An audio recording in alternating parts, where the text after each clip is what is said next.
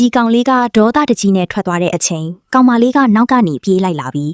ကြော့နင်းကုမ္ပဏီမှာအလုပ်လုပ်နိုင်ရင်လုပ်မလုပ်နိုင်ရင်စင်ချေတွေပေးမနေနဲ့လို့ပြောလိုက်တယ်ကြော့ကဒေါသတကြီးနဲ့ကောင်းပြီလေအလုပ်ရှင်ကျွန်တော်ဒီအလုပ်ကိုမလုပ်ချင်တော့ဘူးအခုပဲထွက်ပြီလို့ပြောတယ်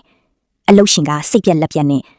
နင်းဒီစက်ရုံမှာလုပ်လာတာ10နှစ်ရှိပြီအခုတော့ကျပ်40သိန်းလောက်လေးနဲ့ဒါမျိုးတွေလာလုပ်နေတာလားနင်းရှက်တဲ့နေလို့ပြောတော့ကြော့ကခက်ပြက်လီတန်နဲ့ဒါက40သိန်းကိစ္စမဟုတ်ဘူးတကယ်ပြဿနာကအလုပ်ရှင်ကကျွန်တော်ရဲ့ကျွမ်းကျင်မှုနဲ့အတွေ့အကြုံကိုတန်ဖိုးမထားတာပဲ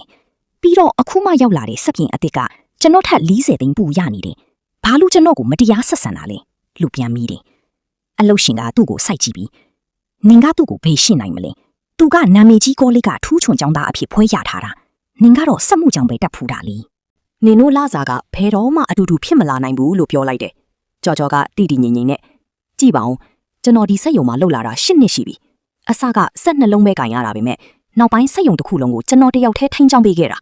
အခုတော့အလုပ်ရှင်မျက်စိထဲမှာကျွန်တော်ကတာမန်စက်ပြင်တယောက်ထက်မပိုတော့ဘူးပေါ့လေဟိုလူကတော့ရောက်ချင်းအင်ဂျင်နီယာချုပ်ဖြစ်လာပြီးကျွန်တော်ထက်တောင်လာစာပိုရနေတယ်လို့ပြောတယ်ဒါကိုကြတော့အလုပ်ရှင်ကဂုံယူဝင်ကြွားစွာနဲ့အိုးတော်စမ်းပါယာတူးတွေကအရေးမကြီးဘူးလောဘကြီးမနေနဲ့နင်ကအဲ့ဒီလောက်တန်ဖိုးမရှိဘူးလို့ပြောတယ်ကြော်ကခိုင်မာတဲ့လီတန်းနဲ့ကျွန်တော်ကလောဘကြီးတာလားအလုပ်ရှင်ဒီစက်ရုံကိုစထောင်တော့ကပတ်စံမရှိလို့စက်အဟောင်းတွေပဲဝယ်ခဲ့တာလीအဲ့ဒီစက်တွေလဲပတ်နိုင်အောင်ကျွန်တော်ပဲစူးစမ်းပြီးခဲ့တာအဲ့ဒါကြောင့်လဲစက်ရုံကဒီလောက်ကြီးလာပြီးဒီနေ့လိုအောင်မြင်မှုတွေရခဲ့တာမဟုတ်ဘူးလားလို့မေးလိုက်တယ်အလုပ်ရှင်ကဒါတွေကအတိတ်ကကိစ္စတွေပဲအခုအင်ဂျင်နီယာအတိတ်ကနင့်ထပ်ပို့သိတယ်နင်ကဘာမှမသိဘူးလို့ပြောတော့ကြော်ကကောင်းပြီလေဒါဆိုရင်ကျွန်တော်သွားတော့မယ်သူ့ကိုပဲအကုန်လုံးကင်တွယ်ခိုင်းလိုက်တော့လို့ပြောပြီးထွက်သွားတယ်အချိန်အတန်ကြာတော့ကြော်လမ်းလျှောက်လာရင်ရှေ့မှာထိုင်နေတဲ့အမျိုးသမီးတစ်ယောက်ကိုတွေ့လိုက်တယ်တေချာကြည့်လိုက်တော့မှသူ့ရဲ့အလုပ်ရှင်ဟောင်းမင်းနှင်းဖြစ်နေတာကိုသိလိုက်ရတယ်သူမကိုမြင်ချင်းသူကလှဲ့ထွက်ဖို့လုပ်ပေမဲ့မင်းနှင်းကအမြန်လှမ်းခေါ်ပြီးနေပါဦးလို့ပြောတယ်ပြီးတော့သူမကအနားကိုပြေးလာပြီးသူ့လက်ကိုဆွဲကကျမနဲ့လိုက်ခဲ့ပါဦးစက်ရုံကစက်တွေအကုန်ပြတ်ကုန်ပြီးအလုပ်တွေနားထားရတာတစ်လတောင်ရှိပြီကျမတကယ်ဒုက္ခရောက်နေလို့ပါအခုချက်ချင်းလိုက်ခဲ့ပြီးပါလို့တောင်းဆိုတယ်ကြော်ကတီတီငိမ့်နဲ့စက်တွေပြတ်နေရင်ဟိုထူးချွန်ပွဲရအင်ဂျင်နီယာကြီးကိုပြင်ခိုင်းလိုက်လေကျွန်တော်ကဘာလို့လိုက်ရမှာလဲလို့မိတယ်အလုပ်ရှင်ဟောင်းကအတန်ကိုမြင့်ပြီးသူကမလုပ်တတ်ဘူးလေသူ့မှာစက်ပြင်နဲ့အတွေ့အကြုံတစ်စက်မှမရှိဘူးသူကိုယ်တိုင်လဲចောင်းကစားအုပ်ကြီးအတိုင်းပဲတည်တာလက်တွေမလုပ်တတ်ဘူးလို့ဝန်ခံတယ်စက်ရုံကလူတိုင်းကလည်းနင်းကိုပဲချီးမွမ်းနေကြတာနင်းအတိပြန်လုပ်ပေးထားတဲ့စက်အဟောင်းတွေကအတိတွေထက်တောင်ပိုကောင်းသေးတယ်ကျမလက်အုပ်ချီပြီးတောင်းပန်ပါတယ်ကြီးစုပြုပြီးပြန်လာပေးပါလို့ပြောတယ်အဲ့ဒီအချိန်မှာအတွင်းရေးမှူးတယောက်ကပစ္စည်းတချို့သဲလာပြီးဥက္ကဋ္ဌကြီးကျမရှင်နဲ့အရေးကြီးတာဆွေးနွေးစရာရှိလို့ပါလို့ယူသေးပြောလိုက်တယ်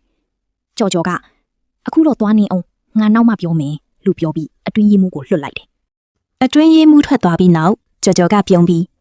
အခုတော့မြင်ပြီမလားကျွန်တော်ကိုယ်ပိုင်စက်ရုံထောင်ထားပြီးအလုပ်ရှင်စီမှာအလုပ်လုပ်ဖို့မလိုတော့ဘူးအလုပ်ရှင်ကကျွန်တော်ကိုတန်ဖိုးမရှိဘူးလို့ပြောပြီးလာစာကိစ္စနဲ့အလုပ်ထုတ်ခဲ့တာလေ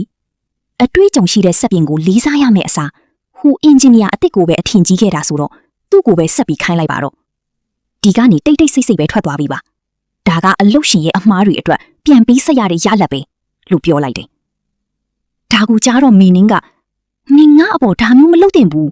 ငါကနင့်ရဲ့အလုပ်ရှင်ဟောင်းပဲလေလို့အော်ပြောတယ်ကြော်ကဒေါသတကြီးနဲ့ကောင်းပြီလေကျွန်တော်သွားပြီလို့ပြောပြီးထွက်သွားပါတော့တယ်ရှင်တို့ရဲ့တန်ဖိုးရှိတဲ့အမြင်လေးတွေကိုဝေမျှပေးခဲ့ကြပါဦး